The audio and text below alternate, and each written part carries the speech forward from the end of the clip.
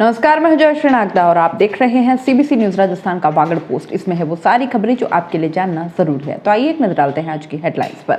बांसवाड़ा में रात करीब 11:30 बजे कुशलगढ़ सज्जनगढ़ क्षेत्र के मृतकों के पहुंचे शव, एक घर से 5 और दूसरे घर से 4 अर्थियां एक साथ निकली। बेटे बहू और बेटियों का पार्थिव शरीर देखकर घंटों तक रोते रहे ग्रामीण। जिला पुलिस की विशेष टीम ने 21 पेटी शराब से भरी कार समेत आरोपी तस्कर को पकड़ा। बेरोजगार युवाओं ने तृतीय श्रेणी पुस्तकालय अध्यक्ष परीक्षा का परिणाम जल्द घोषित करने को लेकर कलेक्टर और विधायक को सौंपा ज्ञापन।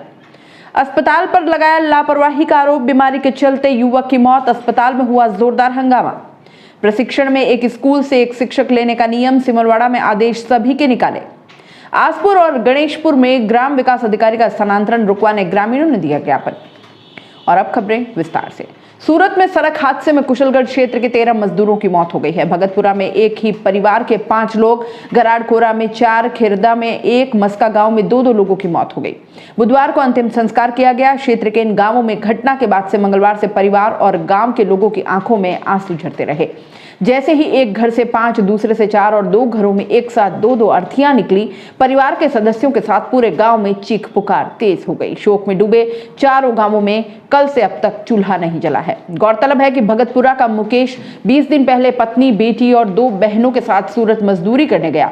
हादसे ने सभी की जान ले ली। यहाँ रहने वाले बुजुर्ग मीटा ने बेटे मुकेश, बहू लीला, 6 साल की पोती तेजल और 2 बेटियों मनीषा और वनीता को खो दिया। अब परिवार में पति, एक बेटा और दूसरी पोती बची है। बुजुर्ग मीटा का पति केला शवों को लेकर देर रात गांव पहुंचा तो कोहराम मच गया। छोटे भाई मनीष ने बताया कि 20 दिन पहले ही भाई और परिवार के बाकी सदस्य सूरत गए थे। शाम 7 बजे ही भाई ने कॉल किया, मां से कहा था कि काम मिल गया है, रुपए भी भेजेगा। रात को टांडा वडला से बड़े मामा भेरू भाई ने कॉल करके बताया कि भाई, भाभी और दोनों बहनों की मौत सड़क हादसे में हो चुकी है। इसके बाद से रात भर मां रोती रही। गराड़खोरा गांव से एक साथ 4 लोगों की मौत हुई। सभी रिश्तेदार थे। यहाँ से दिलीप और उसकी पत्नी संगीता दोनों मजदूरी के लिए सूरत गए थे। घर पर मां कमला और भाई बापूलाल रहते थे। वहीं दिलीप की 1.5 साल की बेटी अपने मामा के घर थी। मां से जब बात की तो बताया कि सोमवार को शाम को ही दिलीप ने फोन कर हालचाल पूछा था। उसने कहा बच्ची बीमार है और उसे मामा के घर से लाकर इलाज करवा देना, मैं पैसे भिजवा रहा हूं।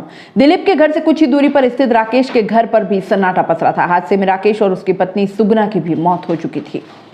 डूंगरपुर जिला पुलिस की विशेष टीम द्वारा समय समय पर शराब कारोबारियों में दहशत फैला रखी है। फिर भी अवैध देशी शराब निर्माता कारोबार बंद करने का नाम ही नहीं ले रहे हैं। बीते 3 दिनों से अवैध शराब कारोबारियों पर जिला पुलिस की कार्रवाई से शराब माफियाओं में हड़कंप मच गया है। बीती रात अवैध शराब परिवहन को लेकर एक और कार्रवाई जिला पुलिस की विशेष टीम ने की है। नेशनल हाईवे 8 पर गुजरात की ओर से शराब तस्करी के लिए जा रही एक कार, जिसमें 21 पेटी अंग्रेजी शराब भरी थी, शराब की पेटियों से भरी कार को जब्त कर आरोपी रमेश पिता बदाबरहाट निवासी चुंडावाड़ा को बिछीवाड़ा पुलिस को सुपुर्द किया गया। पुलिस थाना बिछीवाड़ा और डीएसटी टीम द्वारा सुबह अवैध शराब खिलाफ कार्रवाई की गई है। बिछीवाड़ा में मेन रोड के ऊपर कार्रवाई की गई थी, जिसके अंदर एक स्विफ्ट कार के अंदर 21 पेटी शराब मिली, जिस पर प्रकरण दर्ज करके अनुसंधान जारी है और एक मुलजिम को गिरफ्तार किया गया है।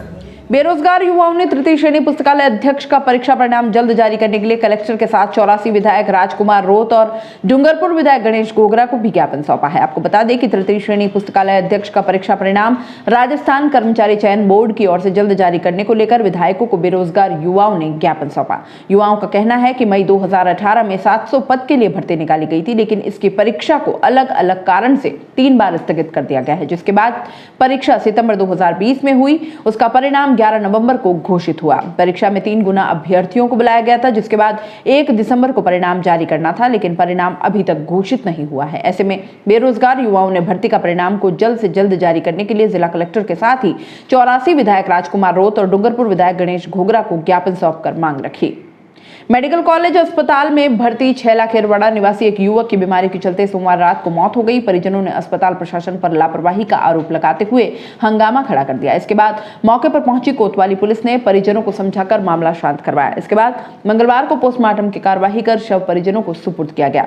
जानकारी के अनुसार 28 दिसंबर को छैला खेरवाड़ा निवासी 40 वर्षीय युवक रामलाल पुत्र सोमा हड़ात को एक कुत्ते ने काट लिया। इसके बाद परिजन युवक को डूंगरपुर जिला अस्पताल में भर्ती करवाया गया, जहां उसका इलाज चल रहा था। 16 जनवरी को अचानक युवक की तबीयत बिगड़ने पर परिजन फिर अस्पताल पहुंचे। युवक को भर्ती करवाया गया। इस दौरान उसका कोविड टेस्ट भी करवाया गया। परिजनों का आरोप है कि बीमार युवक का डॉक्टर ने कोरोना टेस्ट करवाया और रिपोर्ट आने तक डॉक्टर्स ने उसका इलाज ही नहीं किया। इधर समय पर इलाज नहीं मिलने पर मरीज की तबीयत बिगड़ती चली गई। परिजनों का कहना है कि युवक की कोरोना रिपोर्ट नेगेटिव आई, लेकिन डॉक्टर्स की ओर से समय पर इलाज नहीं मिलने के चलते युवक की मौत हो गई। परिजनों ने अस्पताल प्रशासन पर लापरवाही का आरोप लगाते हुए हंगामा किया।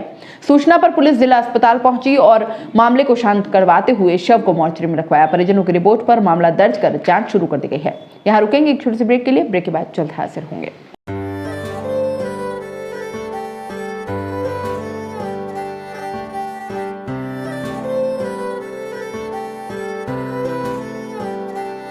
मारे आंगणे की तू है लाडली, मारे बगिया की तू है एक कली। मारे आंगणे की तू है लाडली, मारे बगिया की तू है एक कली। जद छोड़ के तू जाएगी हमें लाडो, याद तेरी घनी आएगी। मारे आंगणे की तू है लाडली, मारे बगिया की तू है एक कली। सोजतिया ज्वेलर्स, रिश्तों को नहीं दिलों को जोड़े।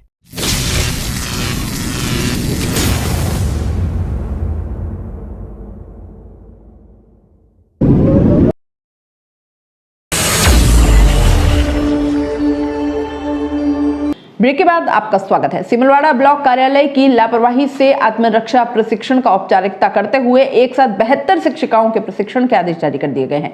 प्रशिक्षण में जहां एक स्कूल से एक महिला शिक्षिका का चयन कर उन्हें ऑनलाइन प्रशिक्षण देना था, उसकी जगह एक साथ सभी महिला शिक्षिकाओं का चयन करके उन्हें ऑनलाइन प्रशिक्षण लेने के लिए आदेश जारी कर दिए गए हैं, जिसके कारण स्कूलों में चल रही स्माइल 2 कार्यक्रम लगभग 10 दिन के लिए ठप हो गया है। इसकी मॉनिटरिंग करने वाले समग्र शिक्षा अभियान के अधिकारियों को इस पूरे मामले में लापरवाही को अनदेखा कर रखा है, जिससे आने वाले समय में प्रशिक्षण के बाद दी जाने वाले प्रशिक्षण व्यय को लेकर नया विवाद खड़ा होगा। राजस्थान शिक्षा परिषद की ओर से महिलाओं को आत्मनिर्भर सुरक्षा की दृष्टि से मजबूत बनाने के लिए प्रशिक्षण देना तय किया गया था। इसके लिए शिक्षा विभाग और पुलिस ने मिलकर प्रदेश भर में 1204 शिक्षिका को मास्टर ट्रेनर बनाया।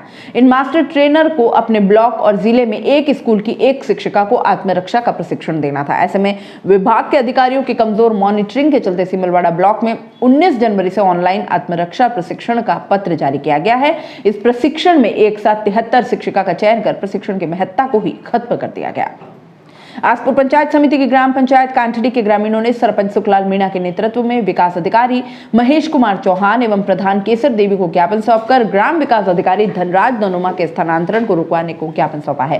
ग्रामीणों ने बताया कि ग्राम पंचायत कांठड़ी में 10 जुलाई 20 से कार्यरत ग्राम विकास अधिकारी धनराज ननोमा का स्थानांतरण 31 दिसंबर को पंचायत समिति आसपुर से अन्यत्र कर दिया गया, जिसका कोरम सहित ग्रामीण विरोध करते हैं। ग्राम विकास अधिकारी का कार्य संतोषप्रद है तथा कांठड़ी में पद स्थापित रहने से सरपंच, वार्ड पंचों एवं ग्रामीणों को कोई आपत्ति नहीं है। ग्राम विकास अधिकारी का स्थानांतरण निरस्त कर यथावत रखने की मांग की गई है। इस अवसर पर सरपंच सुखलाल मीणा, उप सरपंच चंपा देवी, भाणजी पूंजीलाल, माया देवी, प्रकाश मीणा, भारतीय किसान संघ के गौतम पाटीदार, देवराम मीणा, रतनजी पाटीदार सहित ग्रामीण उपस्थित रहे। आसपुर पंचायत समिति के कांठड़ी गांव के सरपंच सहित पूरे वार्ड पंच और ग्रामीणों ने कलेक्टर और सीईओ को ज्ञापन देकर ग्राम विकास अधिकारी धनराज ननोमा का स्थानांतरण निरस्त करने की मांग रखी। उन्होंने बताया कि कांठड़ी गांव के कुछ तत्वों द्वारा ग्राम विकास अधिकारी के द्वारा गलत कार्य नहीं करने पर उस पर दबाव डालकर कार्य करवाने का प्रयास किया। ऐसा नहीं करने पर उसका स्थानांतरण दूसरी जगह करने की बात कही। वागड़ पोस्ट में फिलहाल इतना ही। दीजिए इजाजत, नमस्कार। सीबीसी न्यूज राजस्थान की यह खबर आपको कैसी लगी, नीचे कमेंट करके जरूर बताएं। अगर आप YouTube पर देख रहे हैं तो सीबीसी न्यूज का चैनल सब्सक्राइब करिए, पास में दिख रहे बेल आइकन को भी दबाइए, ताकि जब भी हम आपके लिए कोई खबर, कोई जानकारी लेकर आए तो सबसे पहले आपके पास नोटिफिकेशन पहुंचे। अगर आप Facebook पर देख रहे हैं तो सीबीसी न्यूज का पेज लाइक करिए। अगर आप Instagram पर देख रहे हैं तो आप हमें फॉलो कर सकते हैं।